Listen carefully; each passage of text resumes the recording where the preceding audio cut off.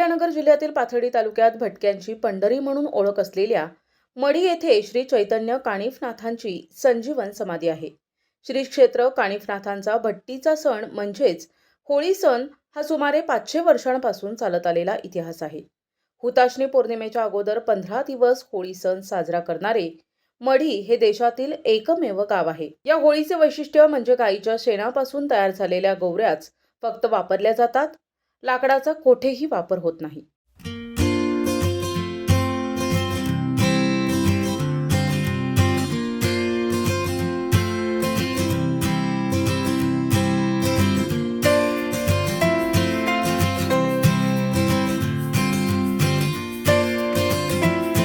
संपूर्ण गावातून सुमारे 2 टन गोवऱ्या एकत्र जमवल्यानंतर गावातून वाजत गाजत गोवऱ्या गडावर आणल्यानंतर सूर्यास्तापूर्वी भट्टी 10 फूट उंच आणि 50 बाय 50 फूट गोलाकार आकाराची भट्टी रचून नाथांची आरती झाल्यानंतर सार्वजनिक होळीचा मान गोपाळ समाजाला असल्यामुळे भट्टीची विधिवत पूजा करून मढी देवस्थानचे पदाधिकारी पुजाऱ्यांच्या उपस्थितीत बुधवारी 18 फेब्रुवारीला रात्री 9 वाजता होळी पेटविण्यात आली.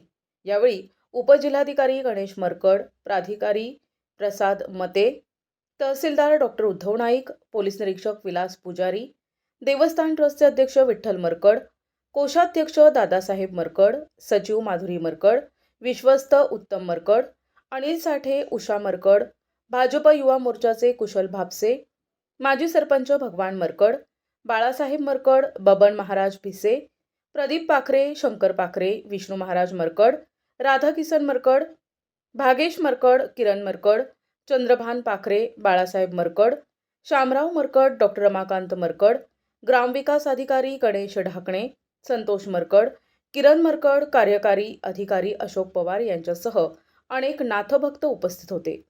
या यात्रा उत्सवाबाबत श्री क्षेत्र कानिफनाथ देवस्थान ट्रस्टचे अध्यक्ष विठ्ठल मरकड यांनी अधिक माहिती दिली. पवित्र भूमीमध्ये खरं पाहता महाराष्ट्र ही संतांची भूमी म्हणून ओळखली जाते. त्याच पद्धतीने अहिल्यानगर ही नाथ संप्रदाय आणि वारकरी संप्रदायाची कर्मभूमी म्हणून ओळखली जाते. याच नाथ संप्रदायामध्ये महाराष्ट्रामध्ये कानिफनाथांची संजीवनी समाधी मढी येथे आहे. कानिफनाथाची खरी यात्रा उत्सव होळीच्या सणापासून या ठिकाणी सुरुवात होते. आज महाराष्ट्रामध्ये तसं जर आपण पाहिलं तर हुताशनी पौर्णिमेला खऱ्या अर्थानं होळीचा सण साजरा केला जातो. परंतु महाराष्ट्रामध्ये असं एकमेव देवस्थान आहे आणि एकमेव गाव आहे की ते मढी आहे. तेथे आज होळी साजरी केली जाते. महाराष्ट्रातील अनेक मंडळी आज नाथ भक्त या ठिकाणी आलेले आहेत आणि खऱ्या अर्थानं कानिफनाथाच्या यात्रा उत्सवाला आजपासून प्रारंभ झालेला आहे. यात्रा उत्सव हा अमावस्येच्या दुसऱ्या दिवसापासून तर पुढच्या अमावस्येला कावडीपर्यंत पाणी पडल्याच्या नंतर हा 1 महिन्याचा उत्सव चालला जातो. 3 टप्प्यात केला जातो. होळी, रंगपंचमी आणि फुलरबाग, त्यानंतर कावडीचं पाणी त्या ठिकाणी पडतं. अशा 3 टप्प्यामध्ये कानिफनाथाचा यात्रा उत्सव साजरा केला जातो. तसेच मढी या गावाला भटक्यांची पंढरी म्हणून संबोधले जाते असे मत श्री क्षेत्र कानिफनाथ देवस्थान ट्रस्टच्या सचिव माधुरी मरकड यांनी व्यक्त केले. कानिफनाथांचे भक्त हे मुख्य भटके आणि विमुक्त जमातीतील लोक होते. कानिफनाथांनी खूप देश भ्रमण करून सगळ्या लोकांना आपलंसं केलं होतं आणि कानिफनाथांनी इथं समाधी घेतली. त्यानंतर कानिफनाथांच्या भेटीसाठी ते जेवढे त्यांचे भक्त होते ते सगळे लोक इथं येतात आणि त्यामुळं मग ह्या गावाला भटक्यांची पंढरी असं संबोधलं जातं. संपूर्ण भारतामध्ये 15 दिवस अगोदर होळी फक्त मढीमध्ये साजरी केली जाते. नंतर आम्ही होळीचा सण साजरा करत नाही. नंतर बाहेरचे लोक येऊन म्हणजे गोपाळ समाजाला तो मान आहे ते लोक येऊन इथं होळी पेटवतात. परंतु गावकरी त्यांना तो मान देतात. त्यामध्ये कुठलेही गावकरी सामील नसतात. आम्ही कुठलाही होळीचा सण साजरा करत नाही, रंग खेळत नाही, काहीच करत नाही. या दिवशी मढीत घरोघरी पाहुण्यांची वर्दळ तर गडावर भाविकांची गर्दी होते. गावातील प्रत्येक घरातून नाथांना आणि होळीसाठी पुरणपोळीचा नैवेद्य ठेवण्यात आला. होळी पेटविल्यानंतर प्रदक्षिणा घालत नारळ अर्पण करण्यात आले.